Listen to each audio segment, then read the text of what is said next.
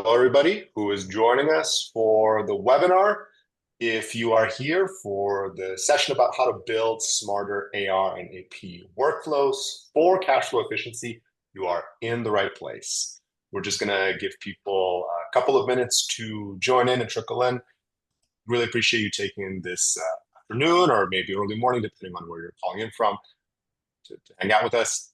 I'm curious about what the weather is like and where you're at and where everybody's joining from. I'm hosting from Toronto, and it's been a very, very rainy day, rainy night actually. The entire night I could hear the pitter patter across the roofs. Brad, what about yourself? Yeah, it's a little overcast here in the Houston area. A little rainy, but it's always hot and humid in Houston, so we get used to it. Yeah. Stuck in the same boat as you, man. It's gloomy Toronto, right? Yeah. At least we got some sunshine coming up next week. It has so been that's overdue, good. though. I feel It has been overdue. It's been a very, very dry summer.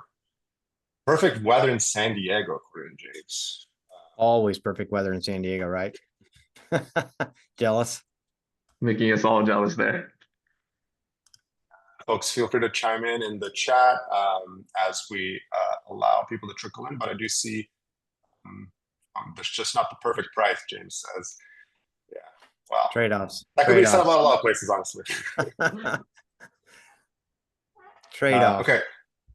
So we are 2 minutes after 2, or I guess depending on where you're at, maybe 2 minutes after a different hour.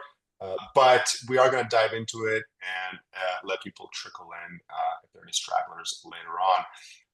So as already mentioned, the webinar is about smarter AP and AR workflows and better cash flow efficiency specifically.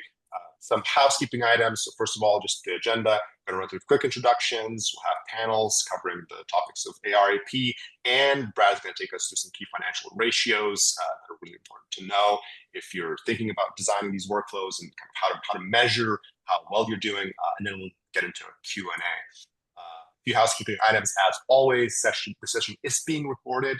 You will get a recording afterwards. The webinar is also live, and that's one of the beautiful, things about a webinar is that it's interactive. So don't hesitate to submit your questions in the Q&A box or in the chat. Folks have also submitted their questions through the registration form, and we'll be tackling those throughout the session. And again, we will have that Q&A at the end. So now to introduce our panelists, first up, we're being joined by Brad, who is the owner and CEO of VARC Solutions. He's a seasoned business leader and a consultant experienced in growing small to mid-market businesses. Spent his career executing strategies that transform people and businesses through leadership coaching, training, and development. And he sits on a lot of boards and advisory committees, like Friends with Chamber of Commerce, the Sin7 Partner Advisory, and the Fishbowl Advisory Group.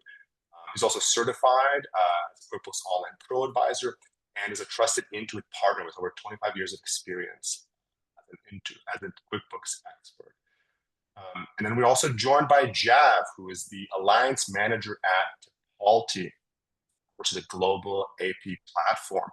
He possesses a lot of enthusiasm for the fintech industry and is passionate about helping businesses succeed and grow.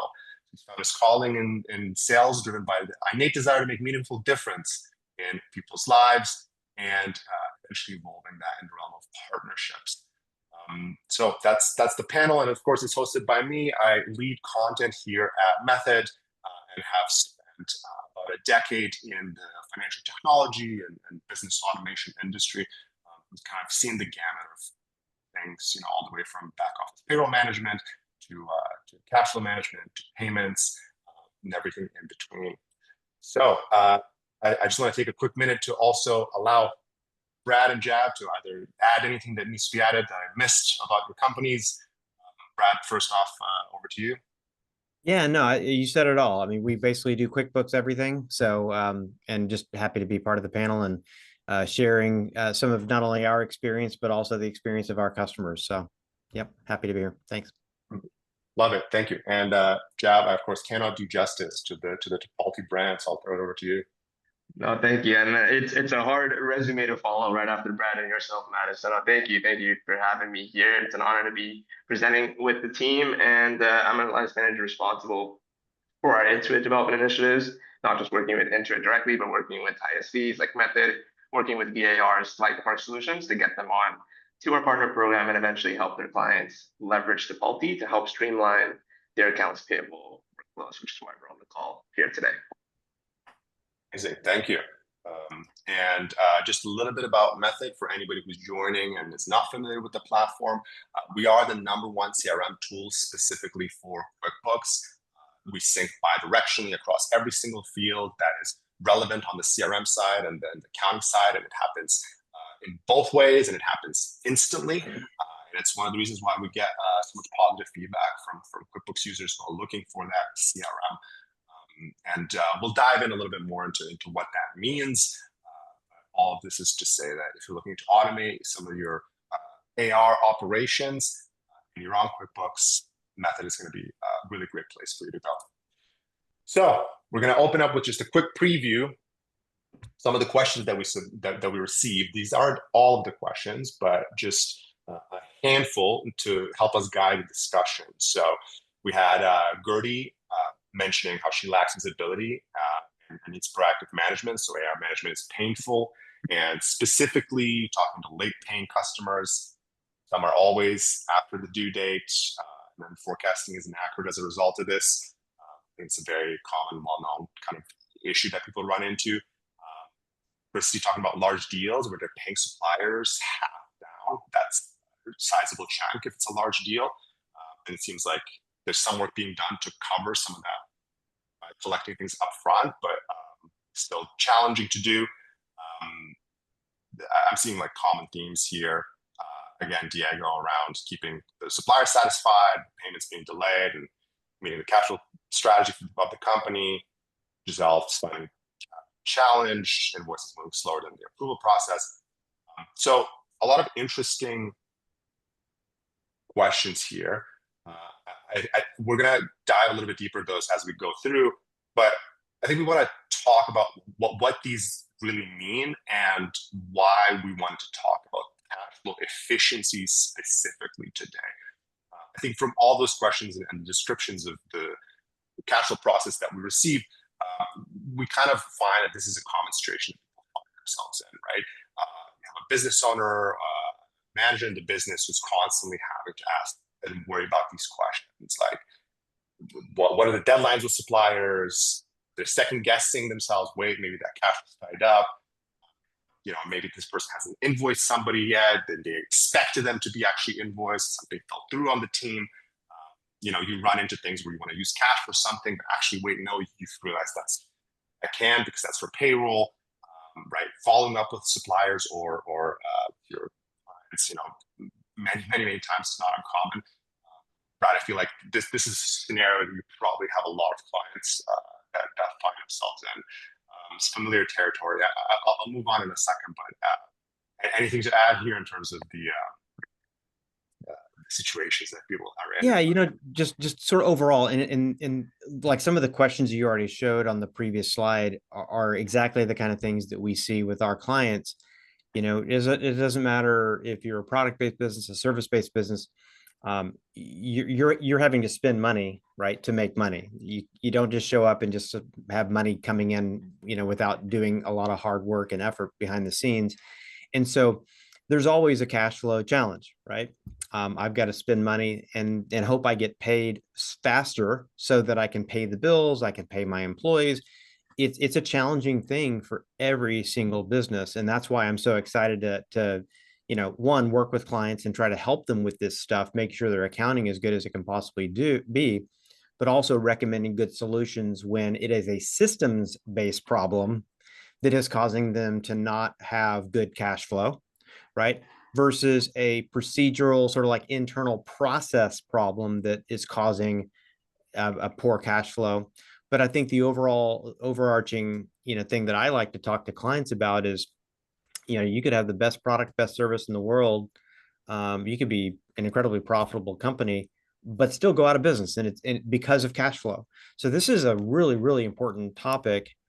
And related to all that too, you know, this is a problem, but it becomes a bigger and bigger and bigger problem as you grow in scale, right? If you try to grow quickly, right, and you have very inefficient processes and inefficient systems, those problems just get bigger and they just get worse if you're not solving the root cause. And so those internal processes, those internal systems or solutions that you might be enabling, you got to make those as efficient as possible to enable you to scale profitably. So those are some of the underlying or overarching type of concepts that are coming out in the questions.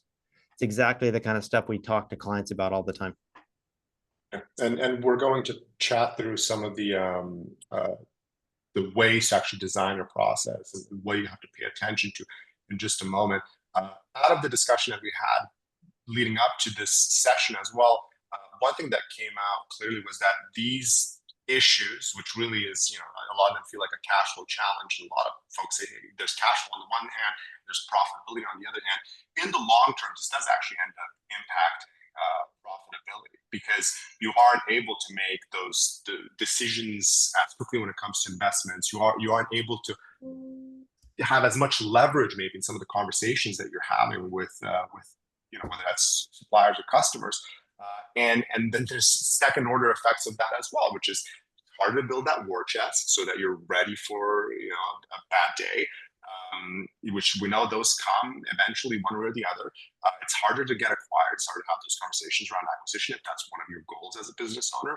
Harder to get loans, and then overall just operating is really challenging because you're constantly having to keep this mental list of things and inflows and outflows of your cash. So, Brad, I think this was your takeaway from all the discussion, which is that I'll let you say it. Yeah, you can't save your way to growth. And that was that concept of, you know, to grow. It's like, you know, to sell more product, you have to buy more product. To ship more product, you need to have a bigger warehouse. It's like, you know, you got to have more trucks. It's like all those things that you use in a business to produce revenue, to produce income, cost money, right? Or it just takes more people, right? So you have to invest in your company. You have to invest in your business. You have to invest in the software and the solutions that you use to enable you to grow more. You can't just look at everything you're doing and spending and go, well, let's just cut it all so that we can be more profitable, if you're not cutting the right things and spending money and investing in the other things. So yeah, it all kind of goes back to the same concept as, you know, we have to be smart with our money. And part of that is investing it wisely and making sure that we have the money to invest is another part of cash flow. Love it. And we do have a poll actually that we will run in just a second, but we actually asked folks this exact question in one of our newsletters a while ago, and almost a quarter said that it takes 60 or more days to get their invoices covered, which is that's a huge chunk of time. One way that I've heard this put before is that, look, if you're waiting for things to get covered effectively, you know, you're lending that money out, arguably, depending on what your terms are, and so that's something that you have to really kind of try to nip in the bud. But we'd be really curious to get a sense of where people are at in this session. So I'm going to launch this poll. Give me a second just to find this. Here we go. The poll has launched. I will give folks maybe 30 seconds to submit their answer, how confident they are on this scale when it comes to the AR process. And hey, if your AR process is firing, it might be the case that your AP process is a little more broken.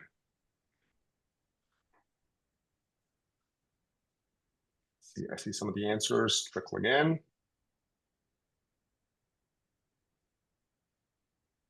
I'll give it 5 more seconds.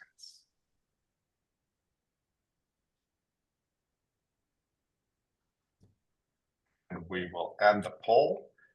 So it looks like folks are actually not doing so poorly. There's nobody that's really off on their AR process in this session, which is great. But there's still a lot that have room for improvement. And I feel like just even based on the questions that we got in the Q&A, there's going to be a lot of folks who want to talk about the AP side of things more directly, and we'll be covering that shortly.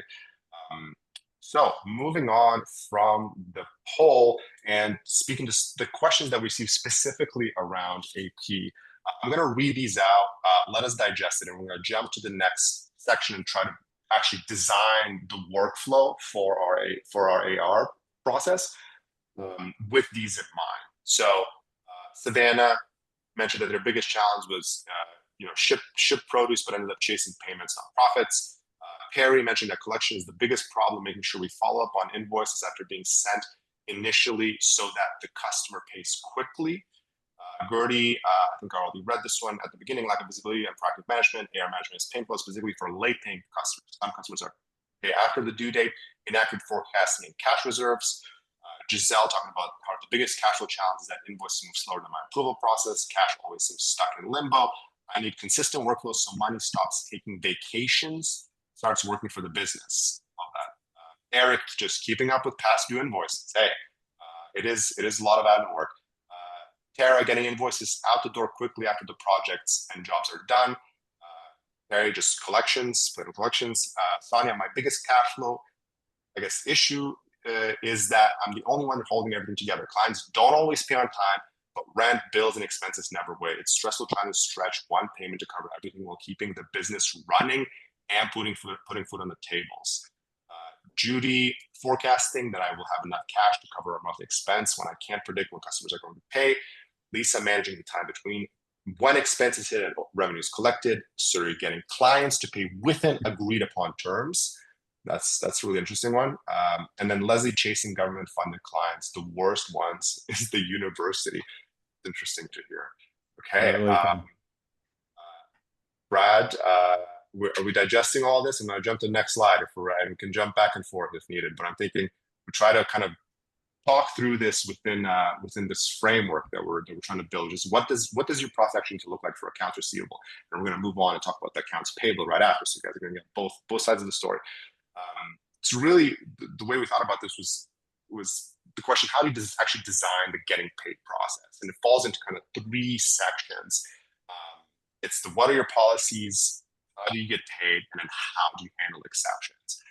And I think based on some of the conversations that we had, it sounds like people don't really approach this in a way where they're thinking about, I actually have to design this almost in the same way that you might design like what you do for your business. Like this is like an entirely full function of what you do. It's like an entire, arguably, departmental function.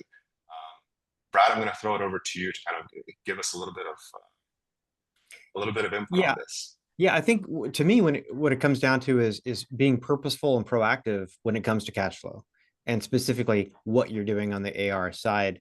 And I'll just give you a really, really simple example. Okay. One option, which is more passive and responsive, is, hey, we don't have enough money to pay our bills this week, or hey, I have to delay making this vendor payment or this supplier payment because we are still waiting on this payment from our customer. You feel out of control and you're just going, once I get paid, I can do all these other things. So it's just very reactive, right? Whereas if you can design your internal processes and systems to be purposeful, proactive, and as much automation as possible, you can, in many cases, switch that dynamic from being reactive to being having things running very, very smoothly. And again, I'll give you an example. You look at your open accounts receivable that hopefully is within the first 30 days, but eventually you look at it and there's 31 to 60, just like your chart showed, 31 to 60, 61 to 90 past due. At what point do you pick up the phone and call these people? At what point do you email or send reminders? If it's something you just do when you think about it, or if you do it every once in a while when you feel like you don't have the money to pay your bills, that's not the right kind of system. What you want is, if you've got a net 30 term, on day 31, they're getting an email. If they haven't paid, they're getting an email, because the longer you wait, the longer they're going to wait to pay you. So if you're faster on getting emails out, reminders out, calls out for collections, the faster you're going to get paid, all things being equal. Yes, there are clients that will still be challenging to get paid for or paid from. But if you're doing your part and you're being proactive about it, 7, 8 out of those 10 will get, you'll get paid faster if it's part of an automated systematic process that you've implemented in your business. Yeah, and I think the important thing to highlight here too is that there's a set of definitions that come along at the very start of this, right? Because I feel like in a lot of cases you don't actually have this documented just abstractly the way that you just described it, Brad, in terms of, okay, once day 31 hits, if you're operating on net 30 terms, do you have something written down somewhere, even if it's just for yourself internally, that says, okay, that account needs to receive a call immediately, right? I feel like once you have this documentation in place, then whether you choose to implement it in an automated system or whether you just choose to give it to somebody on your team to follow and to check up on, you can now remove that mental capacity that you've devoted to trying to remember, has this person paid? Have I sent out a reminder for this person? You no longer have to think about that, right? You should ideally just be checking where your accounts are at, the status of those accounts is. And then moving on to the next piece is also this question, like how do you actually get paid? What are the payment, like what do you accept? What are the payment terms and the procedures that you accept? It's something that folks also sometimes just don't define, and they kind of operate on a case-by-case basis. But it does make a difference, really strategically. Like if you accept checks versus if you're getting ACH payments versus whether you're taking credit cards, all of those things have a direct impact to how you receive those payments. Brad, I don't know if there's any like client recommendations that you've Lots done in the past when it comes to, yeah. Lots. Yeah. And by the way, I mean, we're no exception to this. We have customers that we are challenged to get paid from. So it's like, we're just like everybody else. We try to do things as efficiently as possible, but we still have some customers that are a little bit challenging. The ones that pay us by check are the hardest ones, right? Because we're always waiting. We're just waiting. We go to the post office. Did we get it? Did we get it? Did we get it? That's a really uncomfortable place to be. So instead, can you get credit card on file? Can you charge their card when you've done the work? Can you charge their card when you've done the shipping? Can you get ACH information on their bank account, their routing and bank account with their approval, of course, that you can do that so that you can draft their account when you've done the work, shipped the product, supplied the service. Those are so much more efficient and less frustrating. And some people will, I can't do that. I can't ask them to. Well, you can ask them, and many of your clients will allow you to draft their account. You just have to ask them and give them the form to say that they approve it. Having that card on file is a big difference. The other side of that is like for those folks that do mail you checks, another option is for them to ACH you, right? They can pay you electronically, saving mail time, saving you having to go into your system and record the payment and the deposit and then go do the deposit slip and then go to the bank, all those types of things, which delay you actually being able to get that money and use it. The lady that said, the money's taking a vacation, because I can't use it.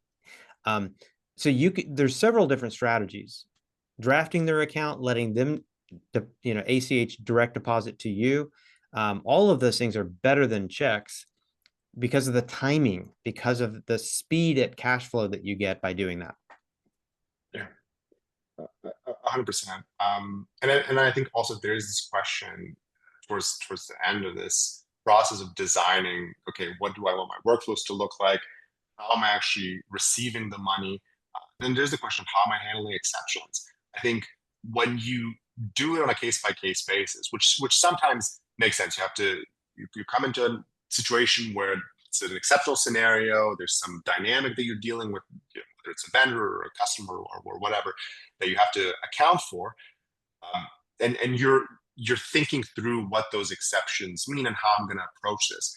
But ideally, there should be some degree of strategy within those exceptions. Like if somebody cannot meet your policies and the terms that you have for accounts receivable, maybe you can work with them, but then there should be a give and take, because these policies aren't arbitrary. they have this direct impact on your business, as we saw in the very beginning. It's not just that you're frustrated because you have to manage it, it's that you are actually long-term less profitable, and then you're also having a tougher time scaling the business. So yeah, Brad, I'm assuming your clients also have something to do with actually figuring out what do our exceptions look like. Like if you want to pay, if we don't accept checks typically, but you insist on paying us by check no matter what, then maybe there's something within that exception, like a framework that we account for. Yeah, and just as an example, we had this conversation internally just literally a few weeks ago. You know, again, a couple clients that are a little bit slow to pay, you know, we're waiting on those checks. You know, when it's a small project, okay, when the impact of getting that check or not getting that check is really not that important, okay, no big deal. Okay, we can work through those. But if you're doing big projects, you know, $20,000 projects, $50,000 projects, $100,000 projects, and you're waiting on a check, that can be really challenging. And so one of the things that we talked about internally is on certain projects that are maybe higher risk of not getting paid in a timely fashion, we expect, we actually request and demand a down payment / retainer, if you call it that, before we start work. Like before we go invest time and energy doing this thing, building this thing, servicing this, whatever, we need to have a check in hand. So great, take your time, you know, however long you want to take to get us the check. But once we get it, that's when we're going to schedule the work. That's when we're going to go do the work versus doing the work, invoicing, and waiting 60 days to get paid. Yeah, Brad. And then I'm seeing that folks maybe are having some network issues. I'm not seeing any issues on our end, but Brad, Jeff, if there's anything fault, call it out, please. Also saw Joanne mentioning that she put several customers on cash in advance because of their poor payment terms. I think that's wonderful. I strongly encourage that because at the end of the day, if you don't ask and if you don't make that approach, you're never going to know if actually you could be receiving faster. So I want to be mindful of time and save some time for the AP side and for the Q&A. So we'll keep moving. A quick call out just how this actually gets implemented and an experience that we recently had at Method with a customer, Top Stitch Canvas. So we've been working with them to kind of tell their story. It's not live yet, so you're getting a little bit of a preview, but they are awnings, coverings, cushions, and enclosures shop for the marine industry, both residential and commercial. And the challenge that they were dealing with, they are running on QuickBooks. And the challenge that they were dealing with was due to the complex nature of what they do, because it's all custom. And you know, they're juggling a whole number of clients at any given point in time.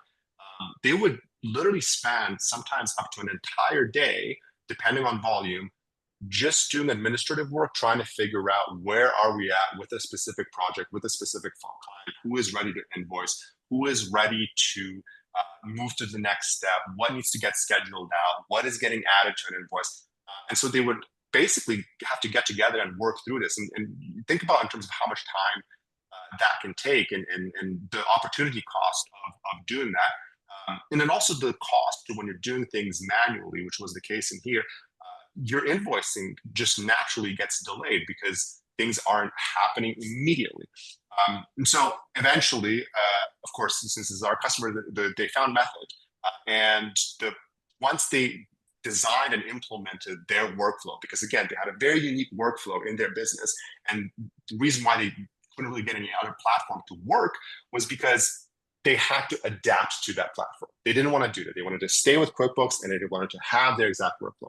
So they approached Method and we worked with them to design that workflow to fit how their business is operating. And now, truly, their invoices are getting covered, in some cases, instant. Like they will send something out and within minutes, within the Method customer portal, their invoices will get covered. Now, this doesn't happen all the time, of course. Not every client is exactly the same, but the fact of the matter is now that's possible for those clients who can pay instantly. They go from here's my quote, here's my adjusted quote, I have approved it, I'm going to go directly into the portal and immediately pay it, and they see the payment come through. And even if they don't see the payment come through right away, the point of it is that those invoices that are grid that all the work is accounted for, go out immediately as soon as that work is completed. I'm not going to get into an entire kind of demo of how this is all set up, but I will encourage folks, if you are thinking about how do I design some sort of a workflow that's unique to me, that allows me to collect quickly, that allows me to communicate with folks quickly and have that policy mapped out, but then also have automation in place to execute on that policy. I would encourage you to contact either our specialist team for a walkthrough, or actually a free workflow design hour, which Method also offers, and we can figure out how to actually put your business operations into place, so that you can achieve that faster AR process. So with that, Mattis, I was just going to say, and I just want to encourage people to do that, because to your point, you can't make QuickBooks be different. So the workflow that QuickBooks has or prescribes, whether it's desktop or online, that's what it is. That's what it does. You can't reverse things. You can't do things backwards. Whereas with Method, you guys can devise a custom workflow and allow them to still keep using QuickBooks for their accounting. But any of those types of things that they can't seem to figure out within the software, you guys can build solutions on top of it that still integrate and work really well. So I would encourage people to do it if you're frustrated at all with how things work in QuickBooks. Yeah, I appreciate that, Brad. Yeah, and that's exactly it, because you don't want to have to rip and replace an entire system just to solve your AR, right? Because you clearly have a system that runs your accounting that's already working for you, but maybe you just want to solve that one piece. We can accommodate for exactly that, and for whatever customization really you're looking for. So with that said, I'm going to throw it over to Jav and to Tipalti. I can do a quick read through if that's helpful, Jav, or maybe you want to read these through. Yeah, if you don't mind, I'll just taking a look at. Thanks for passing it off. But yeah, we do have a bunch here that tied into AP, right? So here's these like large deals where we have to pay the suppliers 50% down, many at the same time, right? We ask for money up front to cover up, but it still adds up. Bank balances up to date to match, right? Reconciliation is a major theme, right? When it comes to AP and ensuring that we're not doing more work rather than reviewing the work that softwares can do for us, right? Biggest challenge from Diego, finding the right balance between keeping suppliers satisfied when payments are delayed and still meeting the company's cash flow strategy. Diego, this comes up a lot with the clients that we work with. I'm sure Brad can relate to this as well. And the clients that they've worked with and referred over to Tipalti is, how do you make sure that your vendors are paid on time? They have visibility into their payment status, and ensuring that you're not only maintaining, but you're improving your vendor relationships, right? So I'm loving all these questions. In the interest of time, Mattis, I think we can get into, but those are some great questions to kind of set the stage of what your AP process needs to look like. Before we get into that, do you mind going to the next slide here, Mattis? I want to provide a very quick visual. More often than not, finance leaders think that their AP processes are fine, right? They think that everything is being handled by the bank. They have this perception that AP or the AP team sends one payment file to the bank, and then the bank makes the payments to the payees that they need to pay out, right? If that were the case, I'm sure finance leaders, business owners, and quite a lot of the folks that are on this call today would be sleeping a lot better if that were the case. And in reality, if we go to the next slide here, Mattis, is that it's actually far more complex, right? Same thing with AR, AP. The AP team coordinates a lot, right? They coordinate a lot of transactions. They manage multiple payment files, which aren't necessarily standardized, right, across the different banks that they're working with. They then reconcile these payments manually. So the question that we had on the slide before on how do we make sure that the bill is actually reconciled in the ERP that we're working with, right? And what happens more often than not is they become an overburdened help desk for not just for the payees, but also for the banks, right? And I'm sure folks on this call have experienced this. For example, like when a payment doesn't go through the payee, what happens, right? The payee contacts Accounts Payable who then needs to work with the bank to get it resolved. And then what ends up happening is a lot more hours for the AP team, lower morale, and then obviously retention issues, which I'm going to speak to on the next slide here. So wanted to give kind of like a state of the union. Didn't want to make this sound too dire before we actually talk into how we can help solve a lot of these things. But I wanted to give everyone an insight into what the payable process looks like for a lot of the firms as of today, right? And some pretty insane stats here on the slide. So 79% of firms manually onboard their vendors, right? I'm sure Brad, you can attest to this. They onboard them through phone, email, or in person, which isn't really secure. And the fact that they're doing this manually, there isn't really any capacity to validate that information, right? And the consequence of that trickles down to payment error rates. So 47% of firms incur payment error of 3% or higher, right? And then that ties into processing the invoices as well, which becomes a collective headache. A lot of them, they're buried between paper invoices that then need to be manually keyed on a line item level to the ERP, and then as well as chase down the approvers and the approval workflow to actually approve that invoice, right? And what we found is all of that brings the average inclusive cost to process a singular invoice to $20. It costs firms on average $20 to process an invoice from the time they get it, ingest it, approve it, and then mark it as paid. 66% of them are actually manually reconciling, still through spreadsheets on an Excel document. And that's not even covering the payment front, right? So once we've approved the invoices, they still have to pay their suppliers, right? And suppliers can prefer different payment methods. You can prefer paper checks, wires, which also adds a lot of more paperwork, right? Especially if your supplier base is rapidly growing, if it's growing across multiple different regions. The payment process becomes more complex. The regular workload obviously increases dramatically, right? I briefly mentioned this on the slide earlier, and this stat in particular was very staggering. And I remember this one when we last spoke, Brad and Mattis, is when it comes, and the implications of it rather, so when it comes to improving your cash flow is 59% of staff, say AP staff in specific, say they've considered leaving their jobs due to manual workload involved, right? This means they're spending more time on a workflow that can be automated, costing the business more, and also at the risk of having the company or the firm backfill them. Let's say they're not able to retain them, right? It's a lot more cash outflow than what a firm would like. It's a pretty hectic process, right? We hear this time and time and again, and it's not getting easier. And a lot of these challenges have some really real life implications on the business. So especially when it comes to managing the cash flow. So that's why we're here to chat about Tipalti and how we can help with that. So perfect segue into the next slide here, Mattis, on what an ideal workflow should look like. Before I get into that, I just want to give a brief overview on who is Tipalti, right? We were founded in 2010 with the goal of actually automating all non-invoice back payments to pays across the world. So think Uber paying its Uber drivers, think Twitch paying its Twitch streamers, which Twitch is actually a client of ours. It's actually been one of our biggest clients since 2018, right?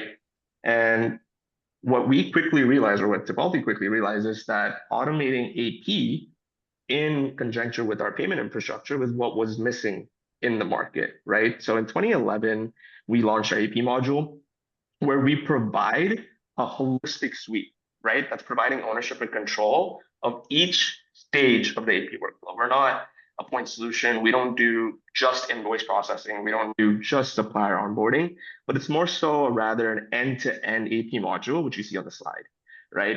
We also provide expense management, procurement, corporate card solutions, which we're not going to dive into today, but an overview on our customer base. We serve 5,000 customers globally, moving $6 billion a month in remittance with a 99% customer retention rate. And I love this stat because the picture that it's painting, right, is that when a company or a client does incorporate a solution like Tipalti, they'll rarely ever leave.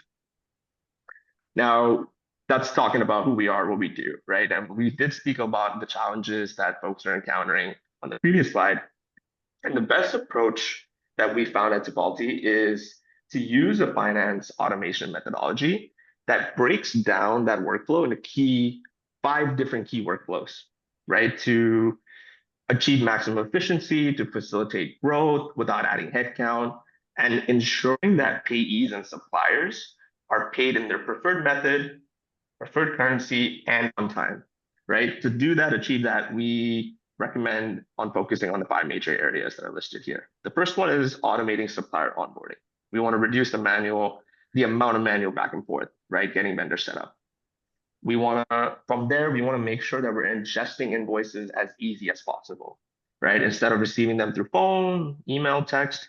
Funnily enough, I had a customer who came to us that still received invoices through fax, right? So we want to mitigate all of that entirely, right? And once they're ingested, we want to simplify your payment run, right? By creating payment batches that can be put on a schedule, paid out by specific due dates, or even by specific vendors, right? And then once the payments are made, finally reconciliation itself. Once the invoice is approved, paid, an ideal state is that bill getting automatically reconciled in, let's say, QuickBooks Online, for example, making sure that you're quickening your monthly close consistently. The 3 major ones that I'm going to talk about are supplier onboarding, invoice ingestion, and then finally payments. So it starts off with the self-serve onboarding portal where your firm can invite your vendors to a tokenized link and put the onus on them to onboard themselves, right? They'll provide their contact, payment, tax information. They'll get to choose their preferred payment method and currency, which we, Tipalti, then validates against 26,000 rules in the background to ensure that they're providing the correct information, right? They go through a KPMG approved tax engine to collect this and validate this information, right? Running against OFAC, sanction screenings, just to ensure you're not paying any bad actors, but also making sure that all those payments are tax compliant, right? Once a payment is made, payees are automatically notified. And if there is a problem, let's say, they get an email that prescribes a solution. But the bigger advantages of this self-serve portal team is that it's accessible 24/7, right? So vendors can go in and see their invoice and payment status and have full visibility rather than contacting your team and asking, hey, where's my payments at? So that's taking care of the first step, which is supplier onboarding. The second would be invoice processing, right? How do we get the invoices from them? A couple different ways. The easiest would be sitting on top of a dedicated AP inbox. So let's say invoices@method.com, right? Vendors would email their invoices to this email address where Tipalti then ingests them in. They can also manually upload to the supplier hub. But what the ingestion engine does is that it does support multiple formats and languages, right? So no matter where the invoice is coming from, at least it lands in a centralized system, right? From there, we're reading this on a header and line item level, coding it to the appropriate expense account in the GL that we're integrating with, right? The AI Smart Scan tool, it's kind of like a machine learning module. It does learn from the coding that's been done. So the system actually gets smarter over time and a lot more accurate the longer you use it, right? Once this information is captured, they go to an advanced approval workflow. Approvers, they get an automatic email notification, which I'll showcase in a few minutes here, where they can approve, deny, or even review that invoice from their inbox itself. So they don't have to log in or even learn a brand new system, right? Mitigating that change management piece for them as well. And the impact that we see here is pretty significant, right? So what finance teams experience is an 80% reduction in their AP workload. Their monthly close accelerates by 25% faster. So instead of them, chasing invoices and fixing errors, they are focused on more strategic and review work. And then the suppliers and payees benefit from faster and more accurate processing. That's covering onboarding and invoice processing. Go ahead, Mattis. Amazing. I love the overview. I think we have a quick showcase for what this actually looks like. Yeah, we do. And then we get to chat about some of the financial issues. Yeah, sorry, go ahead. I was just going to speak very briefly on this before I get into the showcase here, and alludes to the referral that we got from VARC. We actually got this referral from the VARC team in 2022 before I joined them and took the reins to manage our partnership. But I wanted to highlight a pretty big win, which is Globo. So they were a fast-growing translation company, listed on the Inc. 5000 for the 9th time actually. And in 2022, they were onboarding 100 new linguists per month, right? With the rapid growth, obviously does come its fair share of challenges. International payments was a big one. They were manually managing these through spreadsheets and wires through Bank of America. each payment run had an error, whether it's the amount or the payee they were paying out to.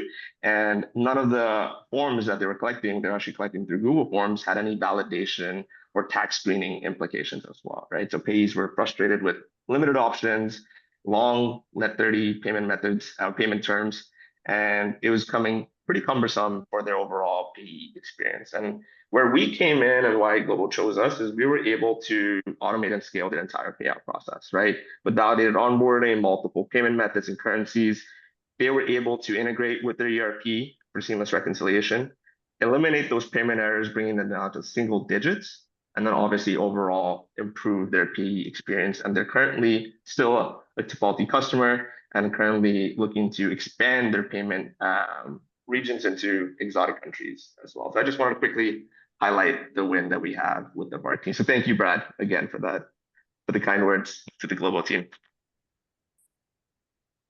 Love it.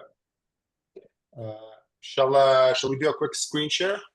Yeah, absolutely. I'm just gonna See. go ahead and share my screen real quick here, and then we can quickly walk everyone through what the portal will look like as well. Just give me one moment. I'm logging in before I get that set up. Yeah, and John, while you're doing that, I just want to share like one little thing. So like when you talk about efficiencies and workflows and you mentioned like the cost of processing an invoice, that's mind blowing to me that obviously, you know, paying it is a cost, but actually the process of getting it paid is an internal cost. And I hope nobody on this call is nodding their head when I say this, but you know, we've had clients that have such an inefficient process that, you know, their bill invoices are getting mailed physically. They have to go to the post office. They have to open the mail. They have to open the bill. They have to put it into the system. They give the piece of paper to somebody else to approve. They get a signature on it. It comes back, and then they have to go into the system and try to print out the checks, sign the checks, mail the checks. I mean, all of those things. And by the way, that's not going to say the exception. There's a lot of clients and a lot of companies that do it that way. If you could just automate any one or two things in that entire process, you've taken that $20 cost down to 10 to 5 to 2. And so it can be really significant. So yeah, I love what you guys do. Absolutely. And thanks for highlighting that, Brad. Just give me 1 second here, team, before I get the demo just up and running. Technology right now, I just can't live with it. Just can't live without it. So just give me one brief moment here, team. Apologies for the delay. If you need a minute, we can always walk through some of the financial ratios and come back to it. I think I just got it up. Yeah, it logs me out if I leave it unattended for a little while, but I think I should be back in. So good to, let me just go in, and I won't take more than a few minutes here, folks. So let me know if you guys can see my screen. Yep. Okay, perfect. So like I said, very quick high level overview, but if anyone would like to dig deeper, love to schedule a live demonstration for a more in-depth walkthrough. But the first stop is the supplier portal, which is what you're seeing right here. So this would be your vendor's viewpoint. This is what they would look like when they sign in. They would receive an invite, tokenized email link to get them registered. Here's where they'll enter in their address information. Once entered in, we'll go on to payment methods. This is where they can choose how they would like to be paid. And this is where the 26,000 rules that I was talking about in the background, they actually kick in. So let's say I click on ACH and I enter in an routing code, but it'll actually, and let me zoom in here so everyone can see this a little better. But it'll actually say that the routing code is not an American code and therefore invalid, right? So the rules that I was mentioning in the background, this is where the validation is happening here, team. For the sake of the demo, I'm going to keep it back to check, otherwise it won't let me proceed. But the last step of onboarding is selection of the tax forms, right? So as mentioned, we digitized their W-9 and W-8. So if you select W-9, you can collect all the tax information here. And we actually do a nightly TIN validation across all of these as well. So as I mentioned, all the payments are tax compliant. The last thing you need is the IRS to come knocking. They can also see their historical payments, the status on their payment method, as well as on their invoice as well. So again, a very brief overview of what the supplier portal is and can do for your payees. I'm gonna shift gears real quick and go into the portal, the Tipalti portal itself, right? So this is the homepage. This is where all the bills that are pending review would come into. I'm going to go in and actually click on one of the invoices so you can actually see what it looks like here. Just give me a moment here, team. I'll have to zoom in here a little bit more so everybody can see that better. But so once the invoice comes in, there's two layers of processing: AR Smart Scan, Tipalti AI. We scan these not only at header, but on a line item level, and then eventually coding this to the appropriate GL account, department, location, or class, right? In terms of approvals, if I scroll down to the bottom, you can set these up ahead of time. Depending on vendor choice or department, you can assign approvers throughout the chain, and then you can select them based on specific vendor type, dollar-based approvals, or even departments. Once the approval chain is kicked off, they'll get an email that actually looks like this, which will have all the historical invoices from that vendor. You can see all the approvers that are within the chain and the status of where the approvers are. And at the very bottom, you see these blue buttons. That's where you can approve the invoice. You can send it back to the AP team, dispute it, or even leave a message. That would be invoice processing team. Let's say now that we've got all them in, the last step would be payments itself. We're going to go back to Tipalti. We're going to go back into pending payment. This is where all the invoices that have been approved will be living. I'm just going to give it a moment here to come up. You can filter these as needed, but it's pretty robust on how you can create a payment batch. So I can just click on the two invoices I need to get paid, click on pay bills, and I can pay these based on a payment cycle or on a specific due date. So pretty robust in terms of how the payments can be made out as well. But like I said, very high level, very short and very sweet to just give you a brief overview of what we do. Love it. Thank you, Jack. We are going to keep moving. I think there was also a question about some of the capabilities when it comes to AP and Tipalti in the chat. Yeah, I'm just going to look at that right now. Yeah. I just don't have it on the screen. In the meantime, Brad, I'm going to throw it over to you to talk a little bit about the financial ratios that folks should be thinking about. You got your AR side now, you got the kind of AP. You're thinking, okay, how do I optimize which one? Where do I focus? But how do you actually measure success? Like, what do you pay attention to financially? Brad, take us away. Yeah. And so a lot of the stuff we're talking about is like transactional processes that our teams are having to do, AR, AP. It all ends up coming back to your financials that hopefully somebody is looking at and paying attention to. And so I'm only going to talk about two specific ones that I think are super important as it relates to cash flow.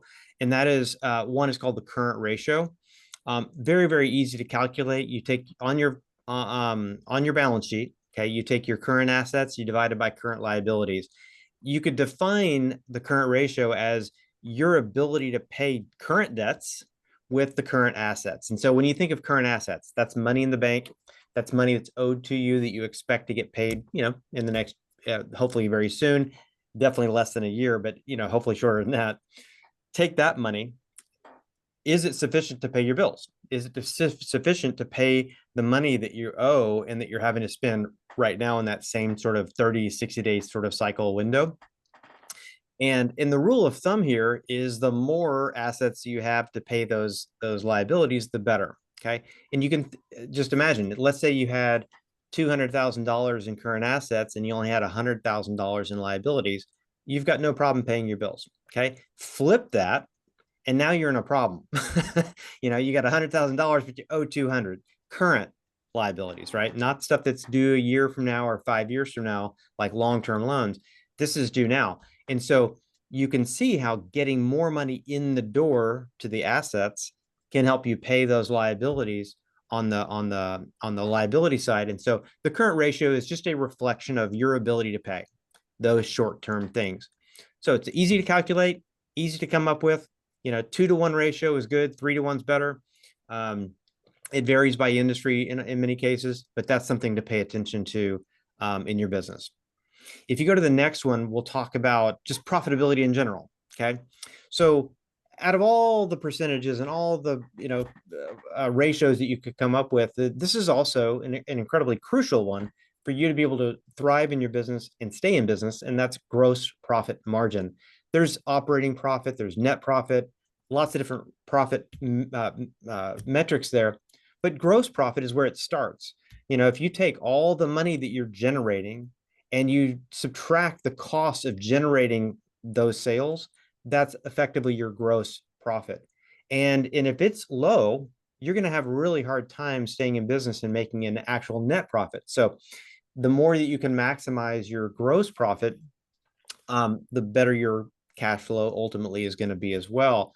So gross profit is the revenue minus the direct cost of those sales. So that's the COGS. And then take that divided by your sales, your gross revenue, and that will give you your gross margin percent. And again, the concept there is, if you're and again, it does depend on industry, but if your gross profit margin is 50, 60, 65%, it's pretty healthy. If your gross profit margin is 20%, 30%, you still have to pay your rent. You still have to pay your electricity. You still have to pay, your software subscriptions and all these other things. So you've got to start with a really healthy margin to be able to get to the bottom and still have money left at the end of the day. And so this is super important. But if you go to the next slide, and here's the last one that I'm going to talk about, it's not just about sales. It's not just about profit. It's also about cash flow. Okay. So the phrase that I put on the slide there was profit without cash flow is meaningless.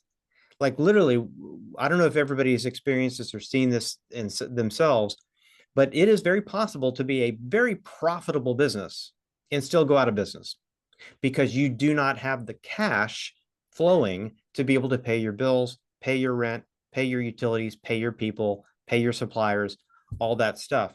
And that comes down to this very weird concept called cash versus accrual. And all it really means, to just kind of dumb it down, is yes, you could be making profit, but if you haven't been paid, you don't have the money. Okay. And so a cash basis would show you the real money that you have, whereas accrual basis might show that you've made money, but you still don't have the money.